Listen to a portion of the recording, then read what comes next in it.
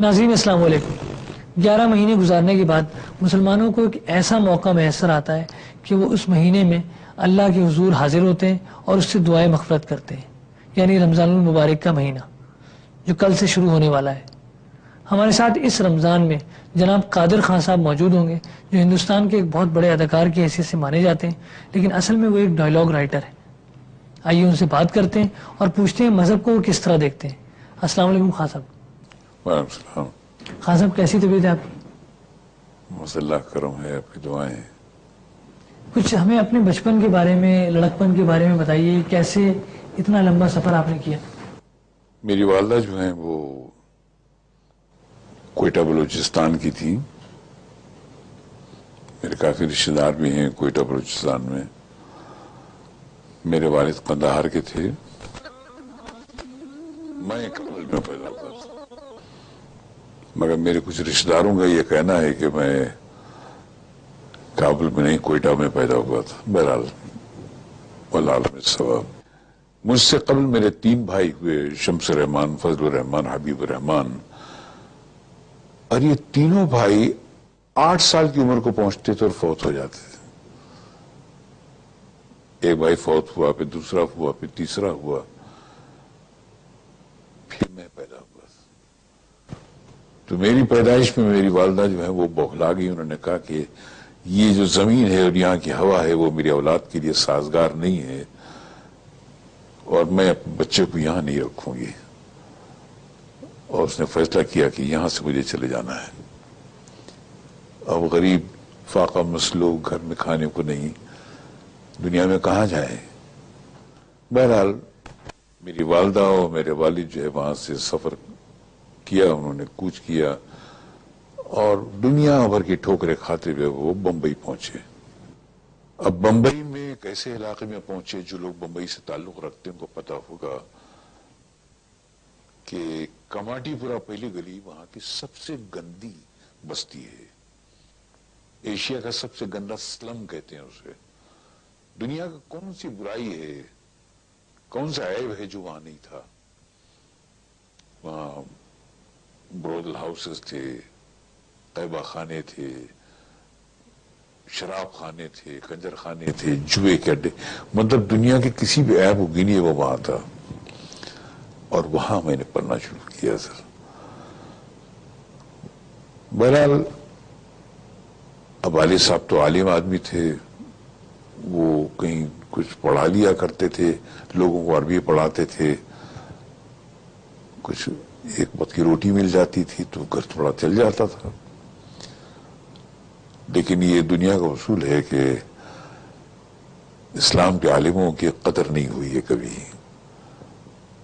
لوگ ہمیشہ یہ کہتے ہیں کہ عالموں نے جو ہے وہ، آج مولوی صاحب نے حلوہ مانگا ہے، آج ان کے پیٹ کو حلوہ چاہیے۔ حقیقت یہ کہ مولویوں کو کبھی حلوہ نصیب نہیں ہوتا ہے، اور اللہ کے یہ جو اتنے دولت والے اس بستیوں میں بستے ہیں، کسی نے کبھی کوشش نہیں کی کہ کسی مولوی صاحب کے گھر جا کر کوئی مٹھائی دے آئیں۔ بہرحال بخیر میں کسی کی طرفداری نہیں کر رہا، میں اپنے گھر کی بات بتا رہا ہوں۔ اب اس خلاشی کے عالم میں ہم جیتے رہے۔ میں جب قریب 8 سال کا ہوا، 9 سال کا، بہت تنگ دستی تھی گھر میں، ہفتے میں 3 دن کھانے کو نہیں ہوتا تھا۔ تو اطراف کے بچوں نے کہا تو یہ اسکول جانا بند کر دے، ہمارے ساتھ چل، کسی فیکٹری میں کام کرتے ہیں، کسی ٹین فیکٹری میں، پترے کے کارخانے میں کام کرتے ہیں، یا کسی تھیلیاں سینے کا کام کرتے ہیں، 2 روپے 3 روپے روز مل جائیں گے تو گھر میں روٹی کا کچھ آسرا ہو جائے گا، بمبئی کی زبان میں۔ بہرحال میں بھی چلا ان کے ساتھ۔ اس دن سوچا کہ اسکول نہیں جاؤں گا۔ دس پروگرام ہمارے ساتھ موجود ہیں، اور آپ بات کر رہے تھے کہ منموہن دیسائی کے ایک سین کی جس پہ آپ کو 1 لاکھ روپے ملے۔ منموہن دیسائی نے مجھ سے کہا کہ ان کا لہجہ بڑا اکھڑ تھا، بڑا روٹ تھا، وہی میں نے امر اکبر انتنی بھی اس کا استعمال کیا۔ بڑا تیرے کو کتنا ملتا ہے رے؟ 25,000 روپے۔ 25,000 کا رائٹر ہے، آ جاؤ میں तेरे को 1 लाख रुपया, तो 25,000 को उन्होंने मुझे इनाम दिए कैश। एक तोशिबा का टीवी पोर्टेबल मुझे दिया और एक सोने का ब्रेसलेट। ये बोला मेरी तरफ से इनाम तेरे को। तेरे को लफ्ज जो है वो इतनी बार बोला कि उन्होंने कि मैं उस लफ्ज तेरे को मैं खो गया, और मैंने फिर उसको फिल्म में स्लैंग की तरह इस्तेमाल किया। वो आज तक इस्तेमाल हो रहा है। जब भी तेरे को लफ्ज आए फिल्म इंडस्ट्री में, समझ लीजिए ये फिल्म इंडस्ट्री को बड़ी गंदी सी देन है मेरी, वो आज तक वो मेरे ही नाम पे चल रही है। वो बहरहाल वो फिल्म मैंने लिखी और उसमें वो हो गया। उसके बाद मैंने वो पूरी फिल्म रिकॉर्ड भी करके दी सर, और यहां से स्क्रिप्ट को रिकॉर्ड करके देने का जो एक सिलसिला शुरू हुआ, और फिर वो सिलसिला जो है मेरा अमिताभ बच्चन के साथ बहुत चलता रहा। मैंने अमिताभ बच्चन की मोस्टली फिल्में जो है उनको रिकॉर्ड करके दी, क्योंकि वो पॉजेज, कॉमा, बेस का इस्तेमाल, जेस्चर्स, एक्सप्रेशंस, वो अमिताभ उसका बहुत ख्याल रखते थे। और वो बोलते थे कि तू सीन, क्योंकि असिस्टेंट सीन पढ़ के सुना है, और राइटर जो एक्टर है वो जब सुनाए तो जमीन आसमान का फर्क होता था, तो मुझसे रिकॉर्ड करवा लिया करते थे। बहरहाल इस तरीके से मेरी फिल्म लाइन में उस रोज से जो मैं फिल्म लाइन में चला हूं, तो बस अब आज आपके सामने बैठा हूं। लेकिन मैंने स्टूडेंट से अपना रिश्ता कभी नहीं तोड़ा। पढ़ना पढ़ाना मेरा एक पैदाइशी शौक था। आपने मुझसे एक सवाल नहीं किया कि मेरे फिल्म लाइन में जाने पर मेरे वालिद साहब को एतराज नहीं था। ये सवाल मैं बस करने ही जा रहा था। मैंने आपको सवाल याद दिलाया। बहरहाल तो यही सवाल मैंने अपने वालिद से भी किया था कि आपने मुझसे कभी कहा ही नहीं कि तू फिल्म लाइन में क्यों गया।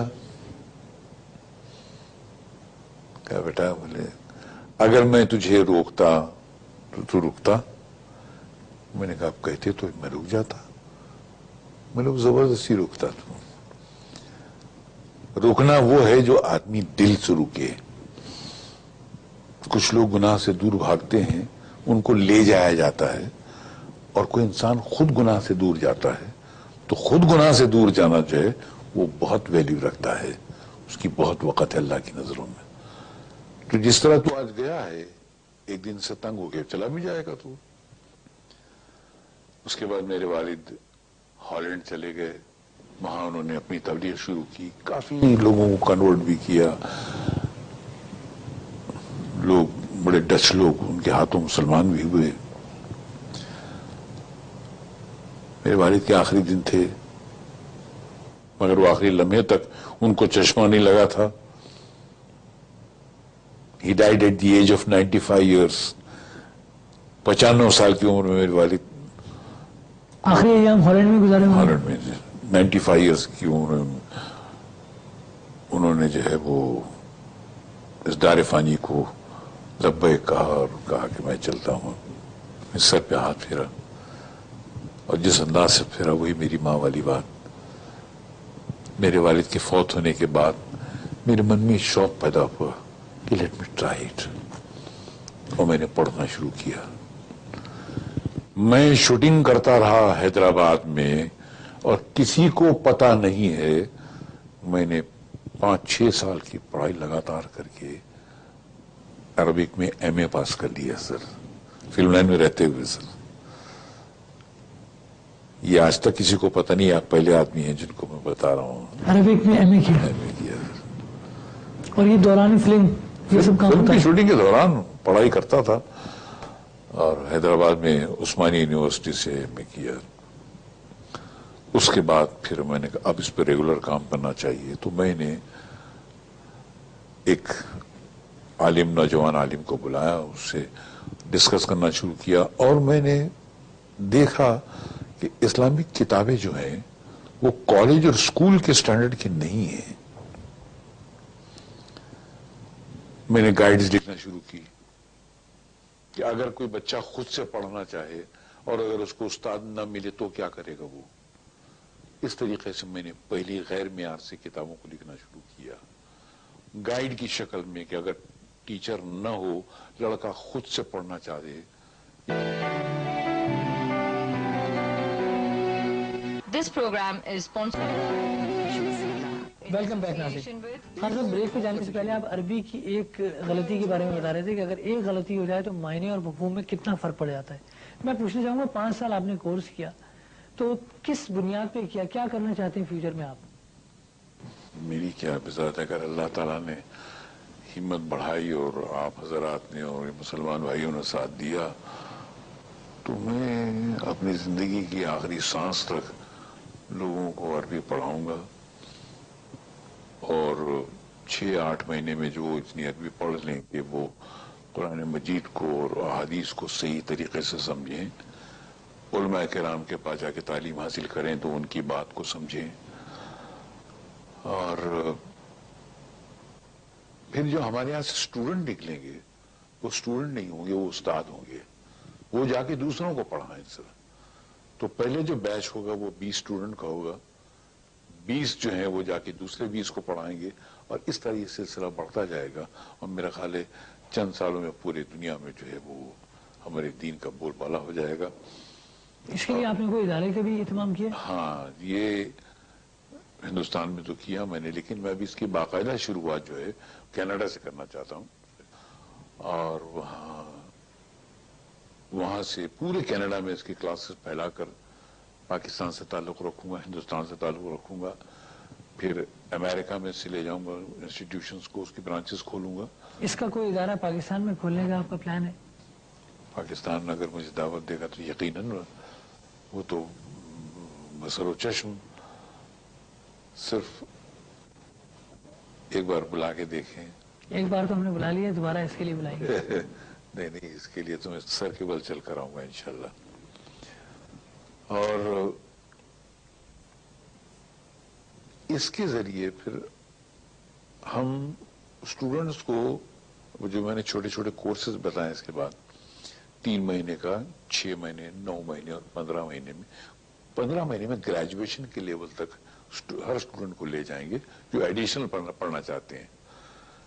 پھر اس کے بعد ان کا ایگزام لیں گے اور اس کو کسی یونیورسٹی سے ہم وہ ریکگنائز کرا لیں گے, تاکہ 15 مہینے ہمارے یہاں کا کورس کیا ہوا اسٹوڈنٹ جو ہے وہ گریجویشن لیول ڈگری ہولڈر ہو جائے گا. وہ ان کو ساتھ میں انگلش بھی پڑھائیں گے, اردو بھی پڑھے گا اسٹوڈنٹ, سائنس بھی, مطلب باقاعدہ یہ جو ہے, ہم اگر چینل والے ساتھ دیں, ایک چینل ہمارے لیے مل جائے تو ایک اسلامک چینل جو صرف ایجوکیشن کا ہوگا, اس کا نام اوپن یونیورسٹی ہوگی, جو آپ کو میتھمیٹکس بھی پڑھائے گا, سائنس بھی پڑھائے گا, انگلش بھی پڑھائے گا, کامرس بھی پڑھائے گا, کمپیوٹر بھی پڑھائے گا, ساتھ میں اسلامک عربی بھی پڑھائے گا, پھر اسلامیات ساتھ میں پڑھائے گا, تاکہ آپ جب پڑھ کے نکلیں تو you should be a complete graduate.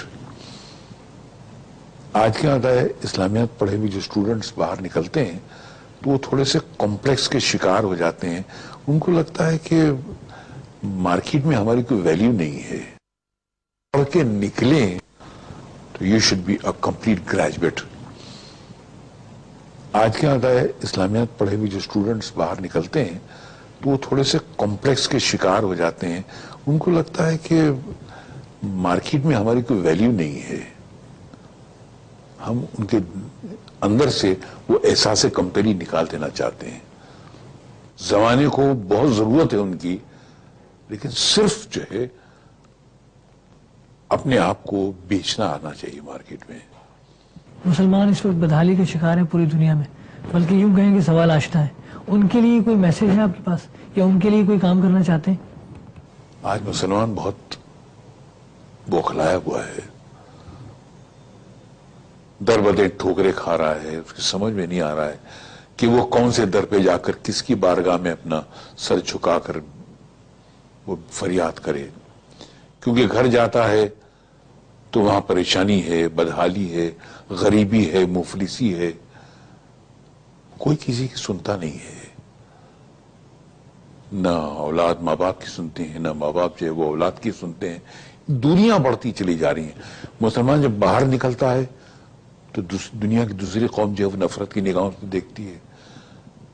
وہ کہتی ہے کہ دنیا میں جتنے بھی فسادات ہوتے ہیں, جتنے بھی خون خرابے ہوتے ہیں, اس کے ذمہ دار مسلمان اور صرف مسلمان ہیں. دنیا میں کروڑہا مسلمان ہیں، اربوں مسلمان ہیں، اور وہ چند ہزار لوگ ہیں جو یہ خون خرابہ کرتے ہیں، مگر کسی مائی کے لال میں اتنی ہمت نہیں ہے کہ جا کے ان لوگوں سے پوچھے کہ بھائی یہ تم کیوں کرتے ہو؟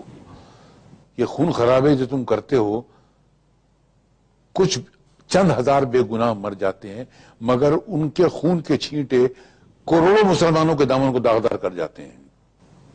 اربوں مسلمان اکٹھا نہیں ہیں، ریت کے ذروں کی طرح وقت کے سائل پر ٹھوکرے کھاتے پڑے ہیں سر، اور کوئی بھی ایک ایسا نہیں ہے کہ ان ذرات کو ایک ساتھ باندھ کر ایک چٹان بنائے۔ قسم خدا کی اگر یہ سارے مسلمان ایک ساتھ بن جائیں تو ایک ہمالیہ پہاڑ کھڑا ہو سکتا ہے، پر کوئی نہیں ہے سر، کوئی پرسان حال نہیں ہے۔ اب ایسے میں پریشان مسلمان، اس کی سمجھ بھی نہیں آتا ہے کہ کس کے پاس جا کے فریاد کرے۔ دنیا کا قانون جو چاہتا ہے اس کے ساتھ ویسا سلوک کرتا ہے، دنیا میں جو چاہے اس کے ساتھ برتاؤ کیا جاتا ہے۔ تو اس کا ایک طریقہ ہے کہ مسلمان تنہائی میں اکیلے میں بیٹھ کر اپنے آپ سے سوال کرے کہ میں کون ہوں، کس خاندان سے میرا تعلق ہے، میرا لیڈر، میرا سربراہ کون ہے؟ تو اس کا دل، اس کی روح، اس کی سول اس کو جواب دے گی کہ تو ایک ایسے خاندان سے تعلق رکھتا ہے جس کا لیڈر، جس کا سربراہ وہ اللہ تعالیٰ ہے، جس نے 1,24,000 پیغمبر انسانوں کو صحیح راستہ دکھانے کے لیے، امن و امان پھیلانے کے لیے، بھٹکے ہوئے لوگوں کو صحیح راستے پہ کے لیے بھیجے۔ اس خاندان سے مسلمان تعلق رکھتا ہے۔ آج جو جتنے بھی لوگ ہیں ہمارے سربراہ، ہمارے لیڈر بنتے ہیں، وہ اس پیغام کو نہیں دے رہے ہیں جو اللہ تعالیٰ نے اپنے پیغمبروں کے ذریعے دنیا میں بھیجا ہے۔ تو جب ہم ایسے خاندان سے تعلق رکھتے ہیں جس کا وہ مالک ہے، جس کا وہ لیڈر ہے، پھر بھی ہمیں ڈر لگتا ہے؟ نہیں۔ اسی ٹاپک میں نے کتاب مرتب کی ہے، اسلامی خاندان، اپنے مسلمان بھائیوں کے لیے جو کہ اسلامیات کو مکمل بھلا چکے ہیں، جن کو واقعی یہ نہیں معلوم ہے کہ وہ کس خاندان سے تعلق رکھتے ہیں، کن کن بزرگوں اور ہستیوں نے ان کو کیا کیا پیغام دیے ہیں، ان سب کے نام یاد کرنا، ان کی قربانیاں یاد کرنا، انہوں نے دین و مذہب کو پھیلانے کے لیے، ہم کو صحیح راہ سے پھیلانے کے لیے کیا کیا کیا دنیا میں۔ ہم اللہ تعالیٰ سے ملاقات کرتے ہیں، اور یہ ملاقات کل سے آپ اللہ تعالیٰ سے ہماری ملاقات کرائیں گے انشاءاللہ۔ اس پورے 30 دن آپ ہمارے ساتھ رہیں گے؟ زندہ رہا تو۔ ناظرین، قادر خان صاحب کی بچپن، جوانی، فلم میں آمد اور مذہب سے ان کا کیسا رشتہ ہے، یہ گفتگو آپ نے سنی۔ 30 رمضان تک وہ ہمارے ساتھ موجود ہوں گے، صرف آپ کے لیے، صرف ہمارے ساتھ اور آپ کے ساتھ۔ آپ انہیں ای میل کرنا چاہتے ہیں تو ای میل کیجئے kk@ash.tv پر۔ راشد محمود کو اجازت دیجیے، اللہ نے کے بعد۔